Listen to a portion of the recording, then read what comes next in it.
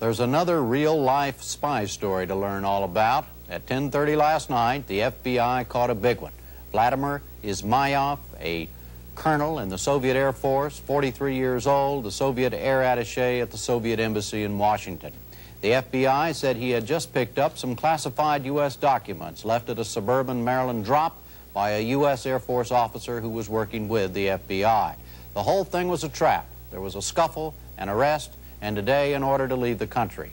We're going to tell as much as is known about the story. First, the FBI's exhibit of some evidence it confiscated in the case. The camera is a wide-angle 35mm camera, but what is unusual is the film cassette which the Soviets provided to the officer. They look like standard Kodak cartridges, but actually inside there's ultra-thin film that appears to be cellophane, and enable the officer to take 130 frames of film with this camera. The officer was instructed to take documents home if he could from work and to film these documents with a 35mm camera. If unable to film the documents at home, unable to take them out of his office, he was to use a rollover camera. This camera, when held on end, can be passed over a page on a document, and with approximately 3 strokes, copy the whole page. There are small film cassettes that were given by the Soviets. One cassette has enough film to, again, copy 130 pages of documents. Agent Walsh went on to describe how the spy operation worked. All of the drop operations controlled by Colonel Izmailov were pretty much the same. He would leave a package, usually disguised as a milk carton, at the base of a telephone pole someplace in the rural part of Virginia or Maryland. Generally, he would dig a little hole and bury this package, and in the package would be concealed money for the Air Force officer, as well as cellophanes with instructions, film for his rollover camera, and instructions for future meets.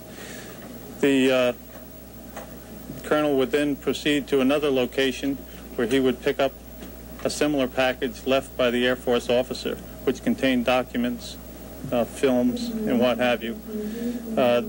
The Air Force officer, after leaving his package, would go to another location and leave, as we said earlier, a soda can, a sun-kissed orange soda can at a particular location, so that if the Soviet drove by and saw the can, he knew that everything was safe and that the package had already been left.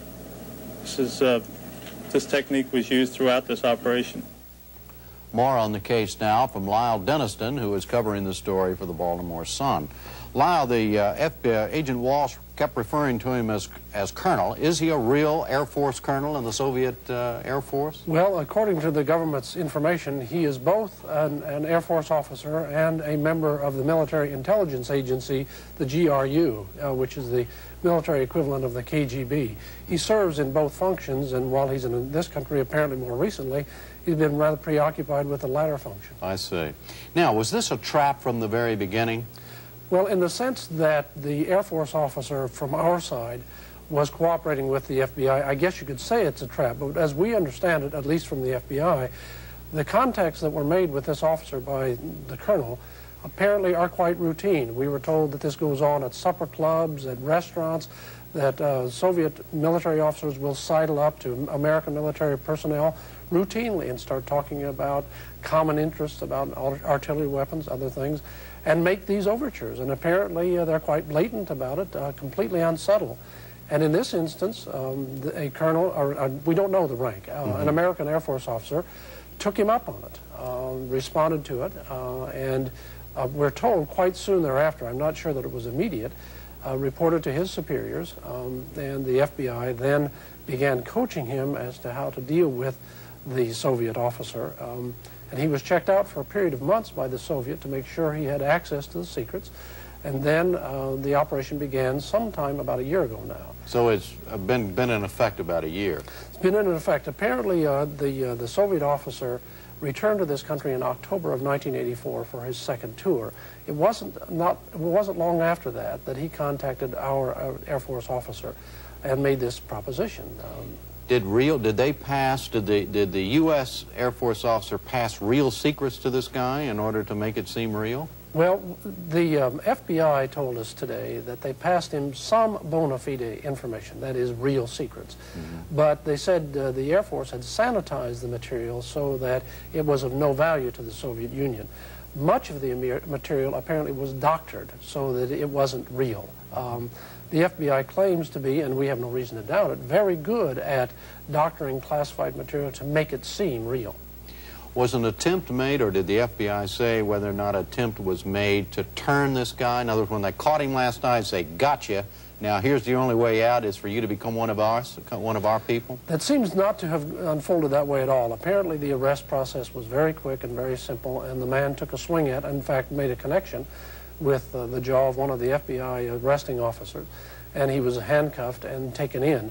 The details of the arrest were few and skimpy today, but it appears that having watched this fellow for a year and a half, that the FBI apparently was content to just take him in and call the State Department and have the Soviet embassy come and get him, in effect. We just saw a hunk of Agent Walsh going through the various paraphernalia. Is that an impressive array of spy paraphernalia? It certainly is. It certainly is, Jim. I mean, 2 large bulletin boards with cameras and this astonishingly interesting cellophane film, which is very small, but you can get a great deal on it. It looked like something that was almost fictional, James Bondish in its interest and its fascination, but apparently not unusual. And this kind of material is around, it's available, and the Soviets supplied it. And it's also not unusual, is it, Lyle, for them to just let the guy go home? I mean, a lot of people would say, well, why in the world? They caught this big guy. Why don't they go ahead and prosecute him? But no, that's not in the cards, right? Well, first of all, they couldn't prosecute him, Jim, because he has, as a authorized and accredited diplomat from the Soviet Union, he has immunity to arrest and prosecution. So that as soon as it was established by the arrival of a Soviet embassy official at the FBI that he was an accredited diplomat, he then had immunity and they couldn't prosecute him. I think what may be different in this case is that there's a tremendous flow of publicity today, a tremendous show that the FBI put on for all of us, and I think that's a little bit different. The FBI at times in the past, I know, has let some of these people go without any ceremony and with no publicity whatever. But now I think it's important to send signals to, I think one of the signals that we were told the FBI was trying to send today was to say to the Soviet, look, we've got you under watch, we are paying attention to you. In fact, we were told today that this was not the first attempt by Colonel Izmailov to recruit an American agent for him. He apparently had done it other times. But there was much publicity today, I think, to send a signal to the Soviet Union that we're on to you. And specifically to another Soviet spy, say, here in Washington, who is gathering information maybe as we speak from another potential American source. Hey, you don't know whether this guy's legit or not. Is that the signals also? I think that's also, and I'm sure that what they're trying to do is send a signal to American military and civilian personnel who have access to secrets that we are going to catch you at that because we have such a close eye on what the Soviets are doing. And last December, I think, the director of FBI, Mr. Webster, said we are putting a spider web around Soviets in this country, and so we will watch them, and not our own citizens, but they obviously are sending a signal that to any bureaucrat who has access to this kind of information, if you peddle it, we're going to be there and we're going to know about it. Lyle Dennison, thank you very much. Thanks, Jim.